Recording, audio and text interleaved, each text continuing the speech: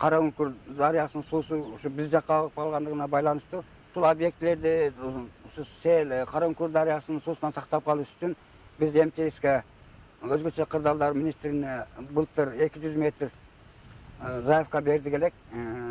Өзгөчө кырдаалдар министрлиги быйылча 100 метр габион берди. Азыркы күндө 300 метр сетка токулуп, зымдары менен келип, могул жерде бригадалар иштеп атат.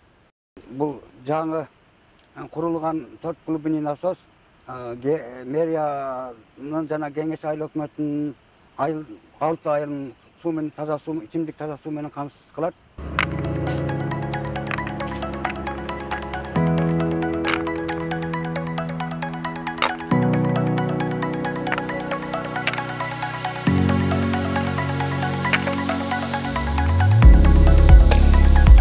Suu деген bu yok ekan, tili yok. Buna şunu saktaydı, buna kamp havuzu, tos havuzu, şunçalık hareket kılıp yetekçiler kamsız kılıp veriyorlar.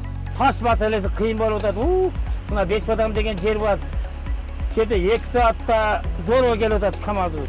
Ağaçı buna hükümetin pagır çıkmadı düşünen termini alıp gelip iş yılsın deyip kılıp veriyorlar. Hükümetler götürerek yetekçiler al yetecek kılıyorlar.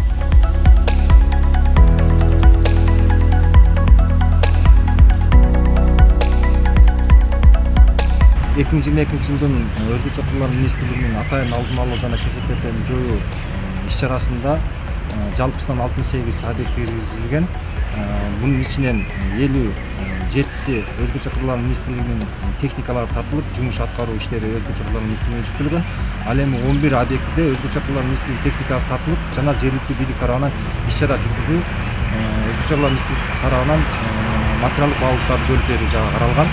Бүгүнкү күндө 68 объектте кошумчадан 5 объект киргизилип, жалпысынан 73 объекти болуп эсептелет. Анын ичинен бүгүнкү күндө 25 объектте иш жүрүп, 22синде толук аяктап, 3 объектте жумуш жүрүп жатат.